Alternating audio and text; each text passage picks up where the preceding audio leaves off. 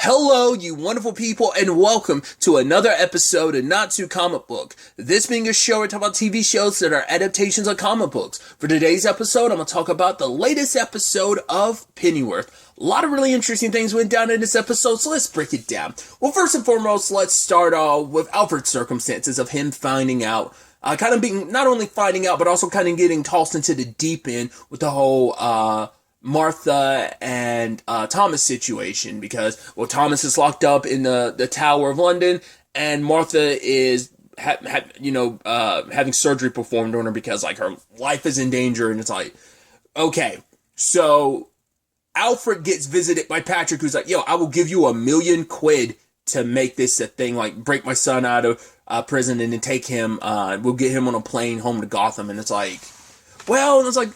that's super not going to sit well with Virginia, because, the whole point is, they needed a fall guy. They needed Thomas to kill Martha, because Martha, she knows too much in the regard of, not only did she, end up figuring everything out, especially the Wayne's connection in all of this, because even Alfie and them hadn't put that together, because they had ran off, with the whole Jessica and Sandra situation, at the end of episode 2. But Martha's the one that found out, okay, Wayne Enterprises in the middle of this, and also learning, obviously they already knew about the CIA and stuff, but she also met with Glubb, and that's why Virginia was like, I definitely can't let the Brits get Glubb, so you have to die, because you're the only one, you're the one who's made contact, so. Obviously, Alfie wants to just, right, we know. He knows because of the whole Jessica thing. It's right, we know there's, the CIA developing a drug. So, it's this is what Martha wanted to tell you. So, most likely, this is what happened to Thomas. But Aziz's yeah, I can't do anything about it. There's going to be, a summit coming up soon. And the last thing we want to do is piss off the Americans, especially with the summit around the corner. It's we're all supposed to be, we're supposed to be keeping it super kosher. So, it's let's not rock the boat. So, he tells Alfred not to get in the middle of this. It's of course Alfred's going to, because he's got a large payday in the middle of this, which I love that constantly ends up being the justification. We're going to do this because there's $1 million quick. Because even Dave was wait, we're breaking into the Tower of fucking London? It's yeah, we're getting paid $1 million quick. He's almost wait, $1 million? No. For real? It's yeah. I mean, to be fair, we're constantly forgetting the Waynes are stupid rich. So, Patrick wants to offer us $1 million to break Thomas out. That'll kind of, dot away any concerns I have about being a wanted man. It's I mean, Alfred's so casual about it. It's yeah, you are going to be, once again, as, Lucius put it later, it's yeah, it is high treason. And it's yeah, Alfred's so, laissez-faire about it. And even Dave Boy's Chanley, we've been sitting here for a couple minutes. At no point in time did you tell me we were going to break into the Tower of fucking London. And just Chanley just kind of walks away and doesn't even say anything, really. So. And I love the, Lucius coming in with the gadgets and stuff, and it's yeah, none of this has actually been tested. Dave Boy's are you fucking hearing this? What's it? Dave Boy cusses a lot, but it's it feels every other word in his sentence this episode. Maybe I've just never noticed it as much, but it's just because one of his catchphrases is just for fuck's sake, and it's but I feel every other word, I mean, considering the circumstances, he has every right to cuss up a storm, and I love it. The grappling hook worked, it's oh, cool. Dave Boy still had to climb by the rope because couldn't toss that down to him to use, because, I mean, probably would have broken if he missed catching it or whatever. So it's yeah, play it safe. Just have him, a rope dangle so he can climb up. And the entire time, I'm stupid because I'm why is he wearing that outfit? Never crossed my mind to be oh yeah, because the whole, right, so he looks like a guard from the tower, of course. Didn't even cross my mind. We'd seen some of the guards by that point in the episode, but I'm what the fuck are you wearing? Oh, I felt so stupid for not realizing, because the point is oh, we're gonna be he's gonna pretend to be a guard and he's basically escorting us out. So I'm oh, okay, that makes a lot of sense. I felt so stupid, why is he wearing that? It's I can't believe I completely missed that point. Either way, I was actually concerned when it seemed the longer it took, I was Lucius' device to pick the lock. I was oh, is it actually, oh, it's not working. It's going to take a really, really long time. It is going to work, right? Is it? I was oh, it's been a very long time. Oh, I guess oh, never mind. It super does work. Cool. Let's get out of here. I even love Lucius is inside. And Chandler, I'm surprised. I guess it's just the nature of business. He's just kind of like, he's super laissez-faire about this. And Lucius is like, okay, what's plan B? It's like, plan B, sir? It's like, in case plan A goes wrong, it's like, Mr. Pennyworth seemed pretty like sure that this job was going to work out. So Lucius is losing his mind. He's like, oh my God, we're going to jail. We're going to get locked up for this. And he talks about the van. He's like, I should have made it bulletproof and stuff like that. I do appreciate, obviously, the beginnings as, I never think about it, but, the Batmobile has been straight up bulletproof. I don't know every time, but at least most of the time it's been. So I'm like, okay, we got the classic grappling hook. I'm sure a lot of these devices would be probably like part of Batman's repertoire, like the lock picking thing, but also the fact is that, talking about the van being bulletproof. So I like that groundwork kind of. Everything Lucius works on would eventually become a part of like Batman's gadgetry lineup. Either way, they managed to get out of there. Everything's pretty good. And Dave was like, "Oh, do you mind dropping me off?" And I do love that he went to see Sally. I'm like, you didn't even bother fucking changing. Like, how do you explain that? She's like, why are you wearing that? He's like, a long story. I'm like, I don't know if most people would realize that's a London, like a guard from the tower. I don't know if most people would put that together. Maybe they think like, oh, maybe it's him being expressive because it's an art show, so they won't think too much of it. I did love that while they were rescuing Thomas, he was like, yo, I did like, is it, dirty talk during in the bedroom? And Alfred's like, yeah, it comes down to that sometimes. He's like, yeah, I called her like a bastard wee hun or something like that. And I'm like, that seems like such, but once again, that's just I'm curious, even by standard present day, British dirty talk, would that be like, oh, that's wild, mate? I guess because he doesn't really know how to talk dirty, so of course, but still, like, I'm curious. This is me coming from like an American, point of view of what dirty talk is or could be. I love that was just like his form of dirty talk, and we hear more of it later on. It's just like, he doesn't know, like, it works for her, so that's all that matters. Staying on that subject of Sally really quickly, I am curious what that's going to turn out to be. She like the fact that she brought him to the art show, and it's like, oh yeah, like this is Francis, and Francis took an interest in Dave Boy, and I'm like, because I think also because Dave Boy feels out of his element, because he's like, yeah, this kind of isn't my scene, but okay, he's going for Sally's sake, but I'm like, what is that turning into? If Dave Boy's just going to end up happy, that's all I care about. I should also note, I was actually thinking the moment he was kind of referencing Sally during the job, he's like talking about names. I'm like, oh, you're going to bring up the fact is that Sally asked the question that she did, but he didn't. The $1 million question of, why did they call you Dave Boy? Because even he doesn't have the answer to that. I thought he was going to ask Alfred about it, but he didn't, so. But I do love rescuing, Thomas, and where do you go immediately? It's like, yeah, I love that you just, it makes sense because Samantha's there, but it's still like, yeah, just casually breaking him out of the tower and then bringing him home, bringing him to your house, which Mary, strapped with the, the Beretta, ended up, having her somewhat date with Roger. And it's like, oh, you kind of came all this way, and it's like, she hasn't had the best experience because the one experience she had, someone was just using it as like a casual hookup thing. She was looking for companionship.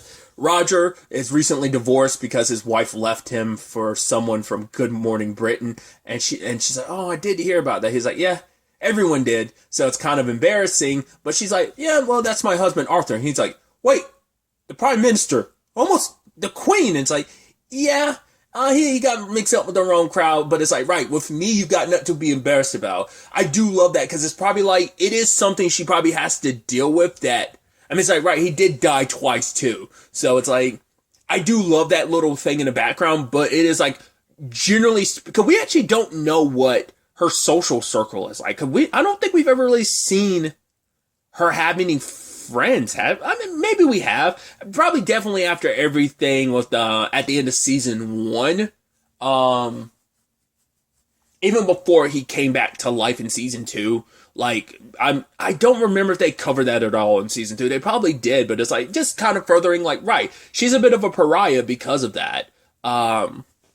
But it's like, right, she still recognizes the good man that he was. He was just lost along the way. But it's like, yeah, your complicated, your divorce situation, nothing to be embarrassed about, especially around me. And they were having a good time till Alfie stepped in. And I guess because he had somewhat of a little bit of a conversation with Martha about it last episode. So I don't know if that made him a little more okay with it. That he's like, oh, who is this? And she's like, never you mind who that is. You know, and it's like, she's like, oh, we could run down the street naked if we wanted to. And he's like, no, sir. That is not my intention. Obviously, Mary was just trying to make a point, but Roger's like, yeah, I'm gonna get out of here. And, you know, Alfie's just kind of like, okay, sure, whatever. And Mary's just like, okay, thanks a lot, Alfie, and just walks away. And he's almost like, what did I do? I just showed up here. He's like, I didn't say anything was wrong. You know, it's like, right, you're entitled to be on a date. You're entitled to have a boyfriend, as it may be. I wonder, is it just because of everything between him and Sandra this episode, or is it simply that he is kind of a little more okay of like, right, his mom deserves companionship. I don't know. Or did he intentionally go do that because he knew like, cool, I'm gonna scare the piss out of this dude just with everything kind of like happening all at once. I mean, to be fair, it started because Mary had like the Beretta ready, you know, but still. Either way, given the opportunity, Thomas refused to leave. Let's kind of circle back to the main plot. Refused to leave. Understandably so. It's like his family's here, Martha's here, Samantha's here. He's not going to leave. It's like, bro, you can't really do anything for Martha. You're a wanted man. So yeah, your dad paid me $1 million. Regardless of his involvement, do you have the money necessary? But, you know, Thomas is like, really, Alfie? Which is like, his mom gives him that disappointed look. Because for Alfie, it's like, cool, you can do whatever you want to. I'm going to be a fucking millionaire. But his mom's like, kind of giving him that look, and he's just like, oh, God. It's like his mom guilts him into doing the right thing for the right reasons. You know, it's like, Jesus, Mom, you're literally taking $990,000 out of my pocket.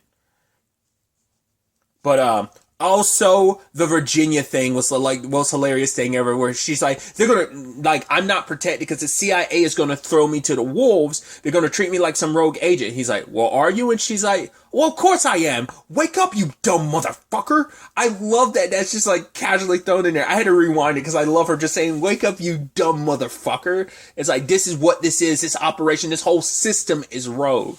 And she is slapping the ever-living piss out of him repeatedly. Oh God, it's like, that's so funny to just like, right, I'm not, maybe I'm reading too much into it. There's almost a level of, well, I mean, we know, you know, there's the whole stereotype. I mean, I don't know how much of a stereotype it is. It's a generalization that like CEOs are so powerful that they want to be emasculated. You know, like they want to be dominated. You know, it's like, ooh, feeling like, oh, I'm so powerful, but now I'm feeling helpless. There was almost an element of that. I'm reading way too much into it, but I don't know if that was supposed to be like subtle in that way, or, you know, or because it just, the fact is that Patrick is simply her whipping boy. Like she's just slapping him around. He kind of has no choice. But then it's like, cool. Alfred shows up and Thomas busts in before he could actually get a confession out of Patrick, and Patrick's like, it wasn't me, it was all her. So we found out that basically CIA, he said, basically she was like, oh, we got him on fraud, corruption, sexual assault. Thomas looked at him and he's like, it was entrapment. And I'm like, because I had to rewind that. I was like, wait, sexual assault? I'm like, wait, what? I was like, he said, I get what he means when he's saying it's an entrapment, like, oh, like they set me up, like maybe it was like a casual hookup thing, like maybe him in Virginia, but then she's like, cool, I'm gonna paint this as a sexual assault situation if you don't comply, or whether or not he actually did sexually assault someone. And the sad thing is, I honestly don't know. It seemed like it was more so like a nothing, no assault of the kind happened. It was just very consensual sex that they just, because of the entrapment of it all. But it's still, I don't know, man, that caught me for a loop because I'm like, I actually don't know if that's them being like, no, he did, or he could, because he could say like entrapment. That doesn't mean shit. It doesn't guarantee like, no, they set me up. It still could be like a, you did do it, but they're blackmailing you into like helping them. I don't know you enough to even give you the benefit of the doubt. But, once again, this whole thing is about, oh, you could get, like a whole army, a whole country thinking the same way, sharing the same vision. And Alfie's like, yeah, there's like plenty of ways to kill people. He's like, yo, you got that gun. He's like, I've got a gun right now too. He's like, I'm not doing anything with it, but he said, I'm just letting you know, just proving a point. I have the gun on me, so. Either way. But before anything could be done, the cops roll through, arrest all of them. She's got diplomatic immunity. She sent people to kill Martha, but Aziz is already waiting. And I love that it's like, bro, they just like the CIA assassins just stroll into the room. There's a whole bunch, there's Aziz sitting there around Martha with a whole bunch of guards, and it's like, cool. Yeah, they're like, oh, sorry, wrong room. And it's like, oh man, that was nice. But Alfie's like, yeah, so we're good, right? We can move past any issues. He's like, yeah, sure thing, Alfie. He's like, good, good. I also love that he's like, you guys, after this whole deal is settled, you guys should step by the Queen Anne. Like, the fact of the matter is, we'll treat you plebs like we would everyone else. And like, the guards are kind of laughing. He's like, yeah. I'm like, I once again, just so casual about everything. I love it. So that's all kind of resolved for now. So I do think we're kind of putting a bow on this storyline. Maybe there will be trickling. Well, the storyline isn't done because as we got with our stinger at the end, which I should have talked about, I do know that got folded into this. Obviously, it's typically its own story because I constantly forget that story is actually a comic. Or graphic novel, V for Vendetta. I found out years ago, because like when the movie originally came out, I never knew that. But it was a couple years ago I found out, because it's also written by Alan Moore. I think also because like he's in a general like conversation because of recent statements and, you know, feel whatever you want to about it. I don't agree with everything in his statement. I can understand his sentiments, but I don't agree. But also like, I'm sure like I'm also kind of like the person he's kind of pointing at with those remarks. So, you know, there's that whole conversation. But, I forgot, because I'm guessing because they're also folding this in. It's like, because I don't think it was a DC property. It's probably a Vertigo property. Once again, it's under the DC umbrella, but still a whole thing. But it's like, oh, so we're bringing in a little bit of a V for Vendetta thing, which I'm almost like, I'm curious who this person is. Are they going to go full V for Vendetta and kind of make it someone like, because that was the whole thing of like, the character was someone that, like, you knew who he was, but you never, ever got to see his face. And that was kind of, like, the whole point. It's almost like the whole point is that it isn't about who's beneath the mask. It's what it represents, you know? So, was it Guy Fawkes is the character's name? I mean, obviously, it's based on a real thing, but still. Because I actually did a deep dive, not deep dive, but I did read up a little bit on the history of it. This is once again years ago when I found out it was a graphic novel and read up on like the real situation in real life. I read up on it, so I don't remember all the ins and outs of it, but you know, I mean, once again, it's about causing a revolution. I mean, that's what the story at its heart is about, and I think the real situation was kind of similar in that regard. Once again, I could be completely talking out of my ass, but the whole point I'm making is that someone grabbed up Glove and they're going to try and take advantage of it. So I was about to say this is wrapped up, but it's like, no, that element of the story is still ongoing. Because I was expecting like maybe like I talked about it during my trailer discussion. I wasn't sure whether the drug element was going to be its own thing, and then like the superpowered people, like that's staying a very background universal thing. I'm like, yeah, this is happening in the background, but I'm assuming maybe that's going to be the linking moment. That Guy Fawkes and Glove thing at the end might be the connective tissue between both storylines, because they did like, oh, here's Gully and everything, and then obviously you learned they set it up in the beginning. Granted, this is only episode 4. We're probably like halfway through the season, depending on how long it is. I didn't look up ahead of time. I'm assuming like 10 to 13. I can't remember if both seasons have been 10 or was one longer. Either way,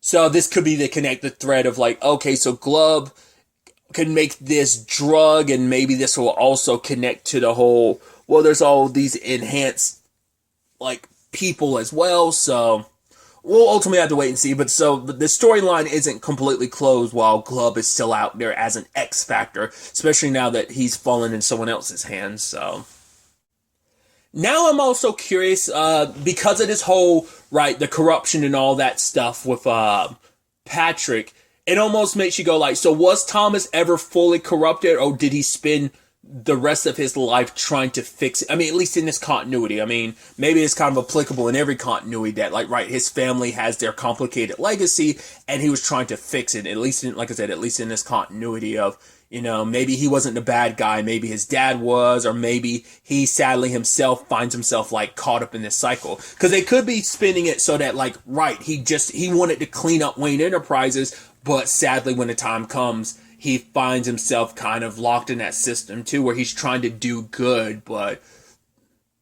shit gets complicated along the way and, you know, ends up doing more harm than good maybe. Or like I said, maybe it's just like a thing of like, no, I'm straight up cleaning up my family's lineage and image and stuff, but it doesn't stick. That it kind of, maybe he dies before he has the opportunity to completely go down that route. Who knows? We'll have to wait and see.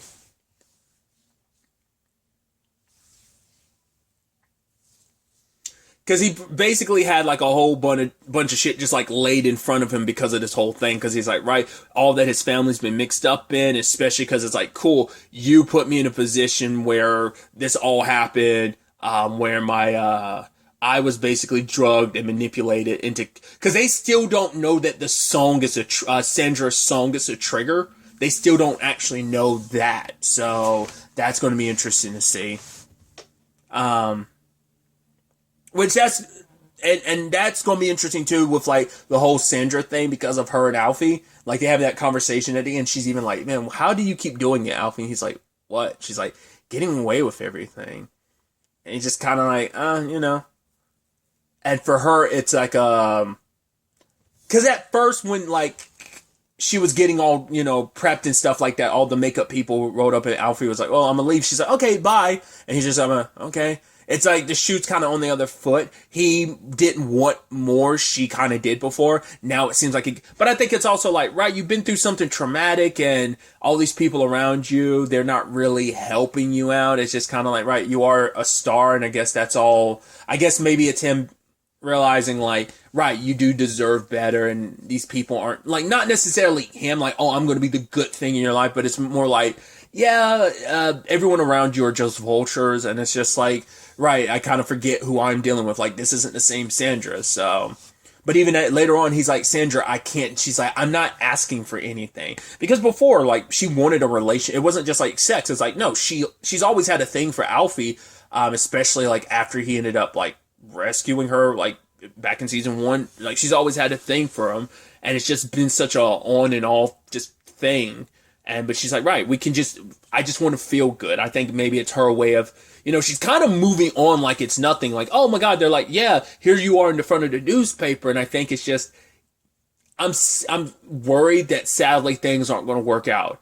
I mean, I don't know. I don't know if they've ever really gone, like, made a point of who Julia's mom is in the comics.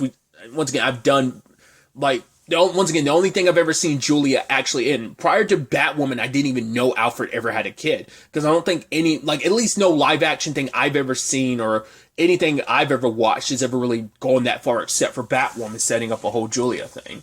So I haven't gone, like, deep diving into, like, who her mom is and everything. So that's why I was like, oh, could it be a him and Sandra thing? Could it be someone else?